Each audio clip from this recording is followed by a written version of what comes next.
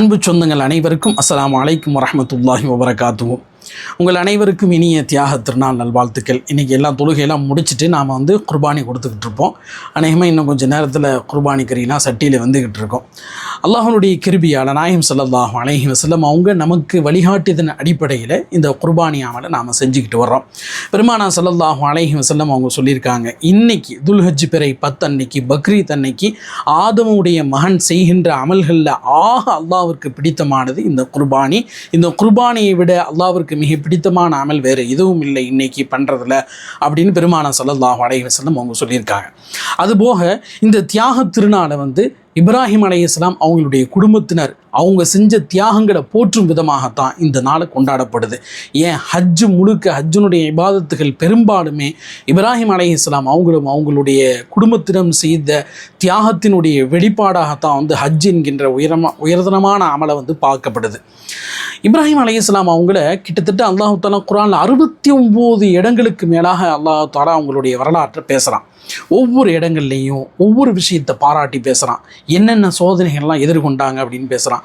சூரத்துல் பக்ராவில் சொல்லும் பொழுது வைதிபத்தலா இப்ராஹிம ரப்புஹு பி கலிமாத்தின், நிறைய சோதனைகளை நாம் கொடுத்தோம் அப்படின்னு அல்லாஹு தாலாவே சொல்கிறான். எல்லா சோதனைகளையும் சாதனையாக மாற்றி காட்டினவங்க இப்ராஹிம் அலைஹிஸ்ஸலாம்.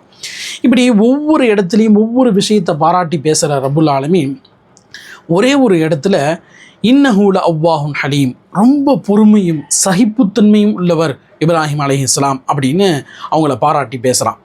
இந்த ஹலீம் அப்படிங்கிற வார்த்தை இருக்குல்ல, சகிப்புத்தன்மை, இதே வார்த்தையை தான் இஸ்மாயில் அலைஹிஸ்ஸலாம் அப்படிங்கிற ஒரு குழந்தையை நாம் உங்களுக்கு கொடுக்க போகிறோம். அந்த குழந்தை எப்படி இருக்கும் அப்படின்னா ஃபபஷர்னாஹு பி குலாமின் ஹலீம், சகிப்புத்தன்மை உள்ள ஒரு குழந்தையை நாம் உங்களுக்கு கொடுக்க போகிறோம்.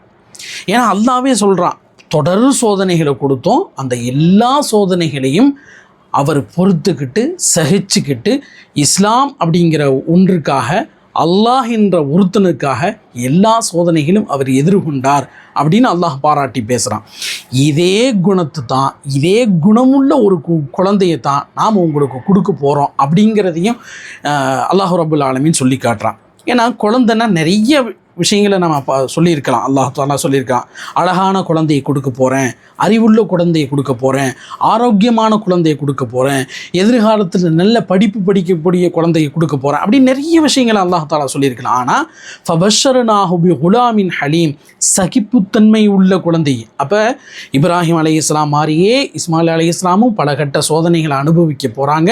அந்த எல்லா சோதனைகளையும் தந்தையைப் போலவே தனையனும் இருக்க போகிறார் அப்படிங்கிறத அல்லாஹ் தஆலா சொல்லி காட்டுறான்.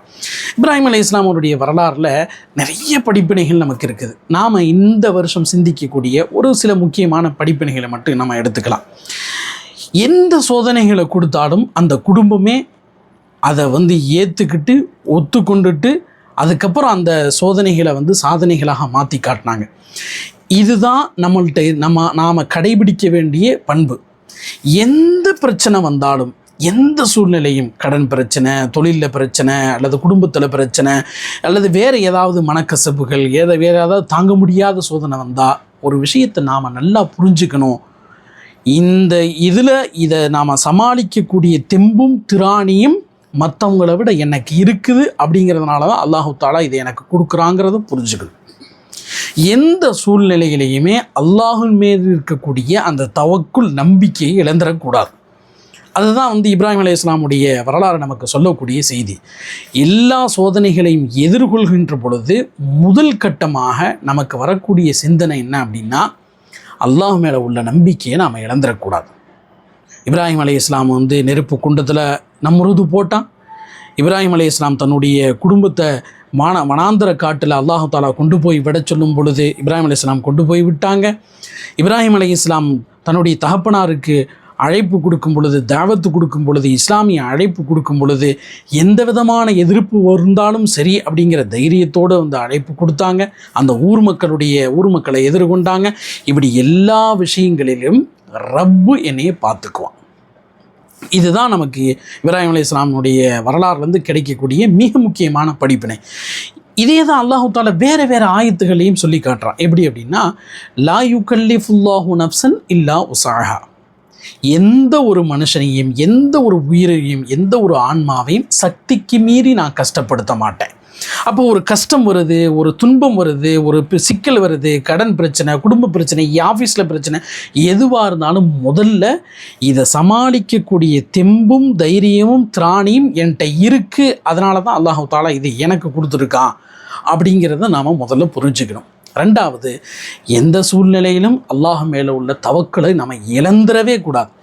இவ்வளோ அல்லாஹ்வே சொல்லி காட்டுறான், நான் தொடர்படியாக சோதனை கொடுத்தேன், அதில் எல்லாத்தையும் வெற்றி கண்டார் அப்படின்னு அல்லாஹ்வே பாராட்டுகின்ற அளவுக்கு எந்த சோதனை வந்தாலும் பரவாயில்லை, நான் எனக்கு அல்லாஹ் இருக்கான் அப்படிங்கிற தவக்குல் இப்ராஹிம் அலைஹிஸ்ஸலாத்துக்கு இருந்துச்சு. அதே தான் நமக்கு இருக்கணும். ஒரு கஷ்டம் வரும் பொழுது இந்த கஷ்டத்தை தாங்கக்கூடிய சக்தி எனக்கு இருக்குங்கிறத புரிஞ்சுக்கணும். அதே மாதிரி அல்லாஹ் என்னை கைவிட்ட மாட்டாங்கிற நம்பிக்கை நமக்கு இருக்கணும். அல்லாஹ் அப்படி தானே குர்ஆனில் சொல்லி காட்டுறான், குல் யா இபாதியல்லதீன அஸ்ரஃபு அலா அன்ஃபுஸிஹிம் லா தக்னது மின் ரஹ்மத்தில்லா. எந்த சூழ்நிலையிலும் நான் கிருபை செய்ய மாட்டேன்னு நினச்சிடாது, நான் உனக்கு கிருபை செய்ய மாட்டேங்கிற அவநம்பிக்கையை கொண்டு வந்துடாது, நிராசையாயிராத, வெக்ஸ் ஆயிராத.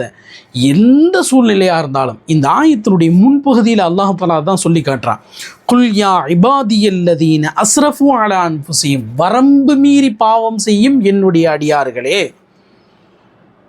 என்ன தவறு செஞ்சாலும் சரி, வெளியில் சொல்ல முடியாத தவறு, பகலில், நைட்டில், இரவில், கூட்டா தனியாக, இப்படி எந்த தவறு செஞ்சிருந்தாலும் சரி, வெளியில் சொல்ல முடியாத பாவங்களை செஞ்சிருந்தாலும் சரி, நீ என்கிட்ட என்கிட்ட கையேந்தி கேளு, நான் உனக்கு கிருபை செய்கிறேன், நான் உன்னை மன்னிக்கிறேன், நான் என்னுடைய ரஹமத்திலிருந்து மட்டும் நீ நிராசையே ஆயிராத, உனக்கு நான் கிருபை செய்ய மாட்டேன் நீ நினச்சிடாத. கோடான கோடி தாய்மார்களை விட இரக்கம் கொண்டவன் நான், என்கிட்ட அழுது புடம்பு, என்கிட்ட கையேந்து, நான் உனக்கு நிவர்த்தி பண்ணி கொடுக்குறேன் அதை எல்லாத்தையும் அப்படின்னு அல்லாஹ் தஆலா சொல்லி காட்டுறான். ஆக இப்ராஹிம் அலைஹிஸ்ஸலாம் அவங்களுடைய வரலாறில் நாம் தெரிஞ்சிக்க வேண்டிய மிக முக்கியமான படிப்பினை என்ன அப்படின்னா இதுதான், எந்த கஷ்டமான சூழ்நிலைகளையும் நாம் ஃபேஸ் பண்ணிடணும்.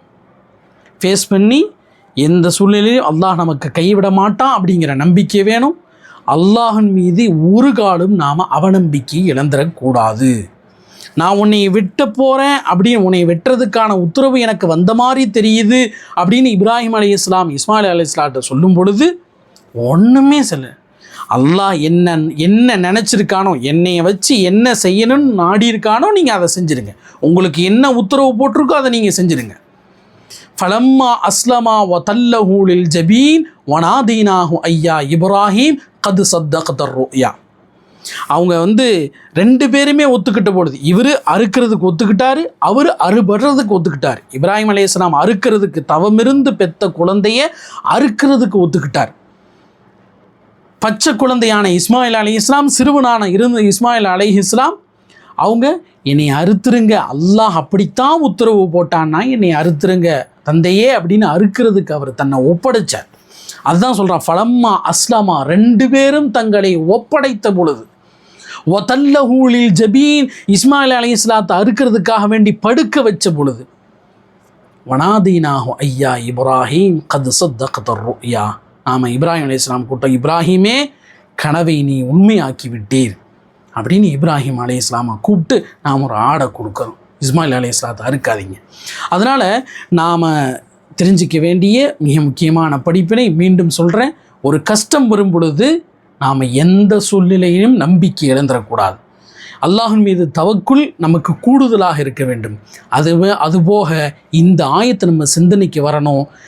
நமக்கு ஒரு கஷ்டம் வருது அப்படின்னா இந்த கஷ்டத்தை சமாளிக்கக்கூடிய, எதிர்கொள்ளக்கூடிய, இந்த கஷ்டத்தை சந்திக்கக்கூடிய, இந்த கஷ்டத்தை சமாளித்து வெளியே வரக்கூடிய ஆற்றலும் தெம்பும் திராணியும் என்கிட்ட இருக்கிறதுனால தான் அல்லாஹு தஆலா கொடுக்குறான்.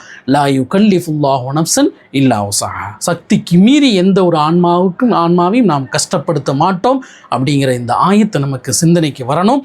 இப்ராஹிம் அலைஹிஸ்ஸலாம் அவர்களுடைய செய்த அந்த தியாகங்களை நாம் போற்றுவோம். இன்ஷா அல்லாஹ் இனி வரும் காலங்களில் எந்த சூழ்நிலையிலும் அல்லாஹு தஆலா மேல் நம்பிக்கை இழந்து விடாமல் நாம் நம்பிக்கையோடு அல்லாஹ்விடத்திலே முறையிட்டு நமக்கானதை கேட்டு பெறுவோம். அனைவருக்கும் தியாக திருநாள் நல்வாழ்த்துக்கள்.